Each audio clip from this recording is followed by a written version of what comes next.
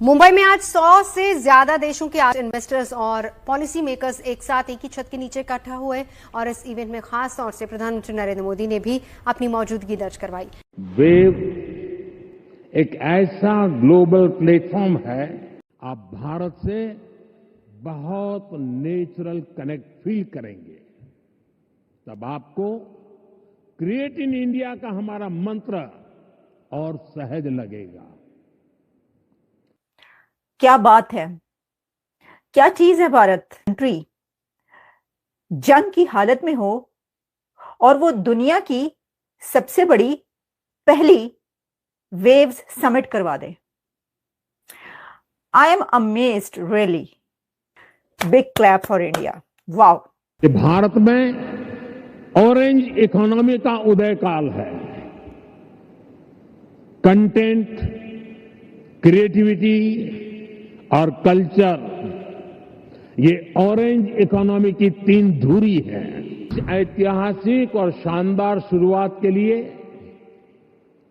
मैं देश विदेश से जुटे आप सभी महानुभावों को बहुत बहुत बधाई देता हूं। क्या पाकिस्तान में भी कोई ऐसा फॉर्मूला सर कारगर साबित हो सकता है कि इस तरह के कोई इकदाम किया जाए? अगर हो सकता है तो वो करेगा कौन? दोस्तों, मैं एक खबर पढ़ रहा था, बड़ा हैरान हुआ ये देख के और सुन के, और सोचा कि हम कहाँ पहुँच गए हैं और भारत किस तरह की ज़िंदगी और किस तरह के फैसले कर रहा है। आज भारत के वज़ीर-ए-आज़म नरेंद्र मोदी की टेलीफोन। डॉक्टर साहब, नमस्कार दोस्तों, कैसे आप सब? उम्मीद करते हैं आप सब बहुत अच्छे होंगे। दोस्तों, आज का वीडियो काफी शानदार होने वाला है, क्योंकि आज के वीडियो में आप देखने वाले हो कि क्यों लोग भारत पे विश्वास करते हैं।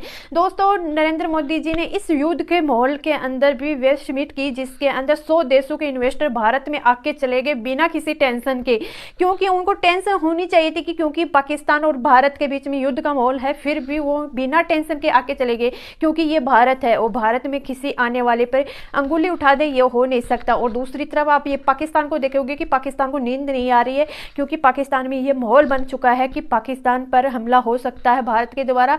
और पाकिस्तान की सरकार ने भी लोगों को बोल दिया कि अपने 3 महीने का राशन लेके घर के अंदर रहो। तो दोस्तों, आज का वीडियो काफी शानदार होने वाला, बिना स्किप के पूरा। दो चीजों के सर ये जवाब दे दीजिएगा। एक तो जारी बात है, ये बड़ा वैलिड पॉइंट है सर, ये ओवरसीज पाकिस्तानीज को ये कहा जाता है कि जनाब इन्वेस्टमेंट लेकर आए पाकिस्तान के अंदर, आप जरूर लेकर आए, लेकिन अगर शरीफ फैमिली की अपनी इन्वेस्टमेंट्स जो हैं वो पाकिस्तान से बाहर हों, बिजनेस वो सारा बाहर करें, तो आप किस तरह कन्विंस करेंगे एक ओवरसीज पाकिस्तानीज को कि जनाब आइए, ये वो जगह है जहां पे आपको इन्वेस्ट करना चाहिए?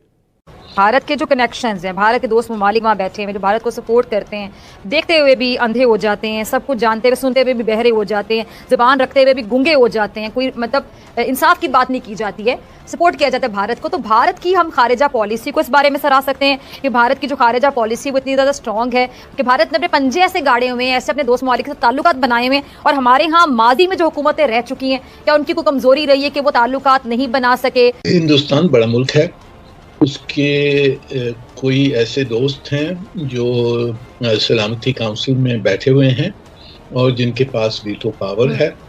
जैसे मैंने कहा, अमेजिंग, मुझे यकीन नहीं आ रहा था कि ये हो रहा है। एक तरफ आप देखिए कि आपको पता है कि क्या हो रहा है, दूसरी तरफ ये कि रातों को उठ कर जो है वो प्रेस कॉन्फ्रेंसेस हो रही हैं और हर तरफ ये चल रहा है कि अब क्या होगा, ये तो भारत हमला करने वाला है, कहां से करेगा, किधर से करेगा।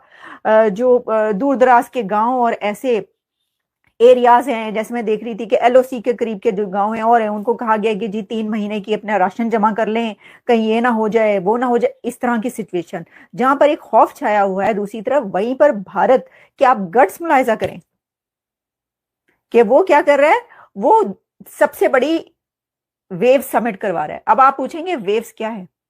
देखिए, मेरा सवाल एक ये है कि 75 से ज्यादा मुल्कों के नुमाइंदे वहां पर मौजूद हैं, उनको नहीं फिक्र कि ये होने वाला है, जंग होने वाली है, उनको इंडिया पहुंचते कोई फिक्र नहीं है, वो जानते हैं आप ये। और जनाब, वो लगता है कि वहां पे चिल आउट हो रहा है। भाई, इंडिया तो चिल है इस वक्त, उसने वेव्स जो एंटरटेनमेंट की समिट है वो करवा दी। तो कह सकते हैं ये, लेकिन बनता नहीं है। दूसरी बात ये है कि जब खान साहब ने आखिर में जाने से थोड़ी देर पहले जब तेल के ऊपर उन्होंने सब्सिडी दी, तो उसका क्या नतीजा हुआ? मुल्क बर्बाद हो गया। मुल्क बैंकरप्ट हो गया, यानी खजाना खाली कर दिया। सिर्फ अपनी सियासत को थोड़ा सा आगे बढ़ाने के लिए मुल्क का खजाना खाली करके उसे बैंकरप्सी की तरफ ले गए। हमारी तो प्रायोरिटी भी गलत है। ये तो शुक्र है कि आप कमेंट कि आप कम से कम उस इशू पे बात कर रहे हैं जो कि इस वक्त हमारी टॉप प्रायोरिटी होनी चाहिए। लेकिन लगता है कि जो हमारे कॉरिडोर ऑफ पावर है, I am referring to the government, it is the job of the government of Pakistan. हमारे जितने वर्दी इकोनॉमिक एक्सपर्ट्स हैं, मैं सबको पढ़ रहा हूँ, सुन रहा हूँ, उनके आर्टिकल सब रेड फ्लैग रेज कर रहे हैं, सब रेड फ्लैग रेज कर रहे हैं कि जनाब वी आर गोइंग डाउन, खुदारा होश के नाखुन लो। इलाके में है ना, हमारे शायद वजीर आजम कभी वहाँ गए हैं, लेकिन नरेंद्र मोदी को इस चीज़ का पता है कि मैंने किस तरह इनके साथ काम करना है, कारोबार करना है, इनके साथ ताल्लुक अपने कैसे बेहतर करने हैं। कहा जा रहा है जो India ASEAN, India Americas, India Africa, India Middle East, वो मतलब वो किन डायरेक्शन में जा रहे हैं और हम अलग-अलग। अब देखें ये जो फर्स्ट समिट थी दैट उन्होंने जी shared values, mutual prosperity, clean, क्योंकि ये सारे के सारे ये जो डेनमार्क वगैरह हैं, आइसलैंड, नॉर्वे, स्वीडन, इनको क्लीन एनर्जी से बड़ा इंटरेस्ट है, तो ये क्लीन एनर्जी टेक्नोलॉजी की बातें करते रहे, मैरीटाइम सॉल्यूशंस क्या होने चाहिए, अर्बन डेवलपमेंट, और सबसे बढ़ के इंडिया किस तरह काम कर रहा है कि इंडिया को इंटरेस्ट है अपने न्यूक्लियर सप्लायर ग्रुप से। किससे? न्यूक्लियर सप्लायर ग्रुप से। इंडिया सारा टाइम उसमें फोकस करता है कि इन मुल्कों को, and then India wants a permanent seat in the UN Security Council. India अपने आप को पिच करता है वहाँ पे। सिचुएशन समझने की जरूरत थी। अब देखिए ना, ये जो एरियाज इंडिया उनसे डिस्कस कर रहा है, हम तो इसके ऊपर बात भी नहीं कर सकते। अब डिजिटलाइजेशन पाकिस्तान का पर्सपेक्टिव नहीं है, हम शायद डिजिटलाइजेशन समझते हैं सिक्योरिटाइजेशन को, कि बंदा जो है वो डिजिटली कोई पेमेंट अपना पीओएस पे जाके पैसे देने को तैयार नहीं है। लोग कहते हैं हमसे 15% टैक्स ले लें कैश पे, हमसे कार्ड पे ना पैसे मांगे, बिकॉज कार्ड के जरिए हमारा पता चल जाएगा। हर बंदा चोर है, हुकूमत पकड़ नहीं सकती। अब ये जो वो सेकंड जो समिट थी वो इस चीजों के ऊपर थी। ये जो कंट्री भारत है, ये ऐसा लाजवाब मुल्क कि आप ये देखिए कि ऐसी सिचुएशन में इंडिया के अंदर वेव्स समिट हुई है, और ये वेव्स समिट इतनी लार्जेस्ट समिट कही जा रही है दुनिया की कि जिसमें 75 कंट्रीज ने हिस्सा लिया है। अब आप ये देखें कि जहां पर होता क्या है दुनिया के अंदर कि जब कोई ऐसा सिचुएशन हो तो एडवाइजरीज जारी हो जाती हैं, ट्रैवल एडवाइजरी, यहां पे नहीं जाना, यहां पे खतरा है, इस कंट्री में नहीं जाना, यहां पे खतरा है। भारत में जहां पर इंडिया और पाकिस्तान के बीच जंग की हालत यह है कि किसी भी वक्त जंग शुरू हो सकती है, वहां पर उनके कंट्री में, मुंबई में 75 मुल्क के नुमाइंदे मौजूद हैं। 75 कंट्रीज के रिप्रेजेंटेटिव्स ने वहां पर शिरकत की है इस वेव्स समिट में। Big clap for India. Wow, ये वेव्स है ऑरेंज इकोनॉमी। मोदी साहब ने इसको बड़े एक अच्छे तरीके से बयान भी किया, अभी मैं आपको सुनवाती हूँ उन्होंने क्या। ज्यादा की पेमेंट लेके आते हैं और पैसे लेके आते हैं, सो हम उनको तो इन्होंने समझा कि क्योंकि हम भी स्टार्टअप्स के ऊपर काम कर रहे हैं तो हम इंडिया के साथ मिलके इन चीज़ों पे सोचें। इंडिया को ये है कि हमारे, अब देखिए स्टार्टअप्स क्या चीज़ होती है। Startup is all about idea. Startup idea है ना, और ये चीज़ जो है वो एंड देन एंटरप्रेन्योरशिप के ऊपर फोकस करना है एंड ऑल दीज थिंग्स। सो हमें किन चीज़ों पे फोकस करना चाहिए और हम क्या कर रहे हैं और ये क्या कर रहे हैं। यूनाइटेड नेशंस का ये कहना है कि पूरी दुनिया की, वर्ल्ड की 2% जीडीपी है ये जो ऑनलाइन प्लेटफॉर्म्स हैं जो हम और आप इस वक्त बात कर रहे हैं, ये भी इसके अंदर शामिल है। गेमिंग से लेकर मीडिया, सोशल मीडिया, हर तरह का मीडिया जो है वो ऑरेंज इकोनॉमी में आता है। इंडिया की जो है वो 2.5% जीडीपी कहा जाता है कि ये है 2 और 2.5%।